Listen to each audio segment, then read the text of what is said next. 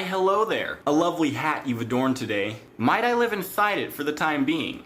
Nonetheless, we humans communicate very little with small talk. I know, I'm not local to your feed. Maybe we should begin with a story instead. A story about a very young, very powerful God. bestowed with a holy light, and born with blinding, bright eyes, and the raw, unshaped power of creation. But it was born alone, cast into a haunted world of absolute darkness and rot. A world that grew like mold from the fermenting strands of an ancient order that was once bountiful. To the darkness, he was just another shadow with white eyes, but with no light to feed them. His eyes remained shut. He walked blindly, and his name was Eyamaheya. And though he could not see, he could hear. He could hear their songs. He heard their laughter. He felt a warm, inviting breeze drifting from their many abodes. And it was a dark and misty place, never truly bright, but dotted with a constellation of glowing shacks. They gleamed dimly through the fog, buzzing with neon hues of red, white, and blue, riddled with whispers where tall trees stood in an effervescent state of decomposure. Creaks and growls occupied the air, and an ever-present shallow puddle. It was a place of still air, no motion, and very little breeze. But to Eyamaheya, those shacks, they seemed like a beacon within the mist. A home! They felt like comfort in a world so bitterly cold. And from the doorway of one shack, an old woman by the name of Cassidy waved them down. Her demeanor was kind. She asked Eyamaheya to join them in dinner and prayer and worship. Eyamaheya approached her, and for the first time in her existence, there was light to be seen. Under the buzz of that neon glimmer, he peeked, his bright eyes open for the first time. And what he saw brought anything but comfort. Upon the altar was a crucifix with a fresh skeleton dripping like a neon rainbow. Mostly all that was left of him were the brightly stained bones of what once had merit. Cassidy's eyes were plastered in the exact same neon haze. The neon haze that bled from the shack itself. And she offered him booze and food and crackers, all tinged with this same neon hue. She insisted, and with zealous demeanor, and her family was zealous with her.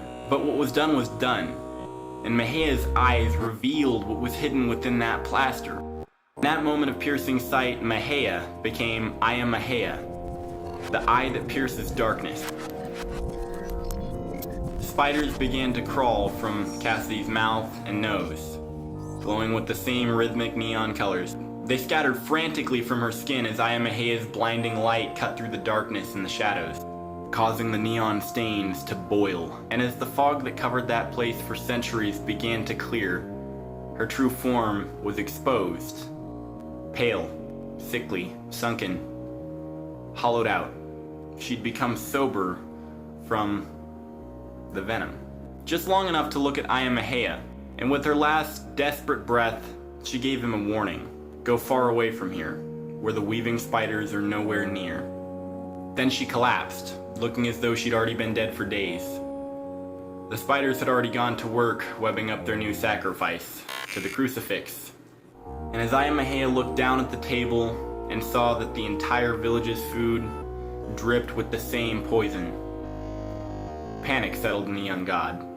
He told everyone that could hear him, "Do not eat. Your food is covered in venom. You're covered in spiders. You're going to die. They're consuming you. This isn't safe. You need to get away."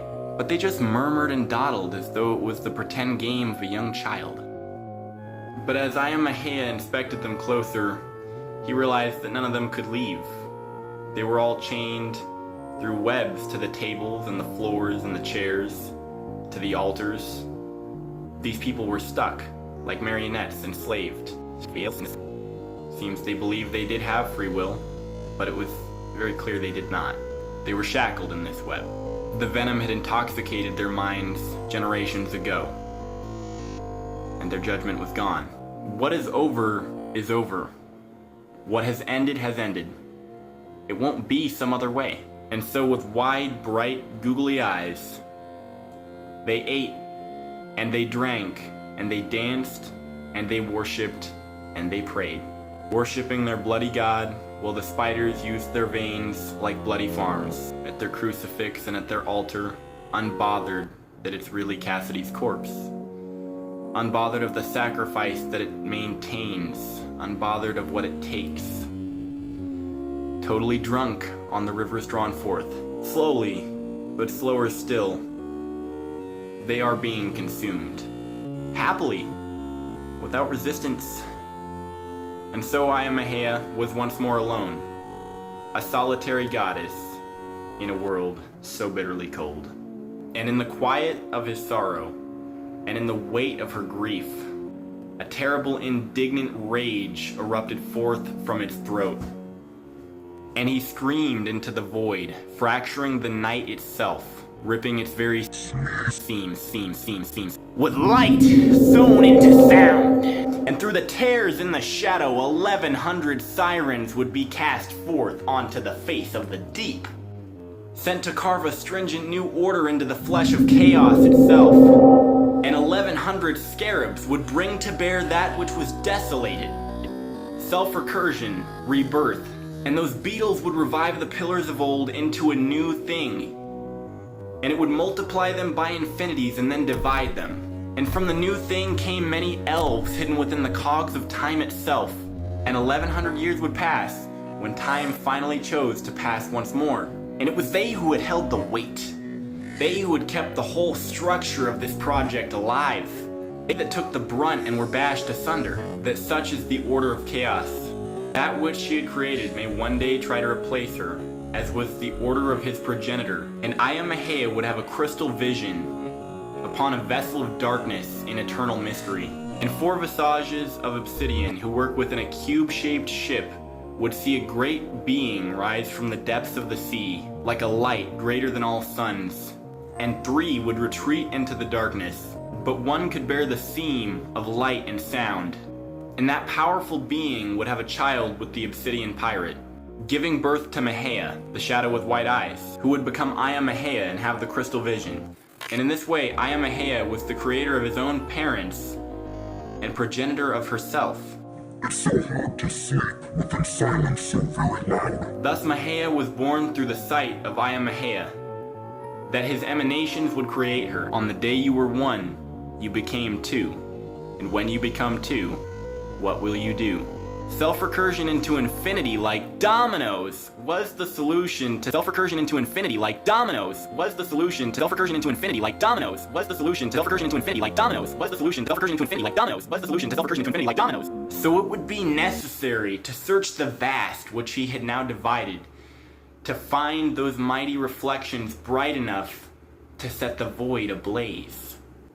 And from the flesh of those 2,200 infinities of being would come the geometry of reality itself.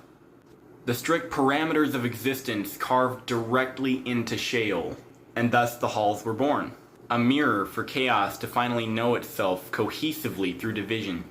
A grand machine to keep separate what must be separate, and fuse all that dare to interact. We all answer to a higher power, and that higher power answers to a higher power, and his higher power answers to a power higher than that. And that guy has a boss, and that guy has a manager, and that guy has a site manager who prays to a higher power. It's truly apples all the way up. On the day you were 1, you became 2. And when you become 2, what will you do? But the sirens which once acted as the very pillars of existence are not solely indomitable. Many sirens became one with the darkness, their bright eyes glazing over like obsidian in the night. Enough remained to maintain the back rooms. Yet again, it seems the virus always spreads. Wouldn't it seem? Wouldn't it seem they don't want to interact? Where's our twin reunion, good fellow? But still, those of the obsidian eye want no reunion. That's why they spook so easily. They have chosen that deciding not to choose really is, indeed, a choice. It's just almost always ill-informed unless you're in cardiac arrest. That's why we always make that choice in cardiac arrest. No other good time to make it. I swear. It's kind of against the laws, but don't worry about that. Ha ha ha. I can't do a fake laugh.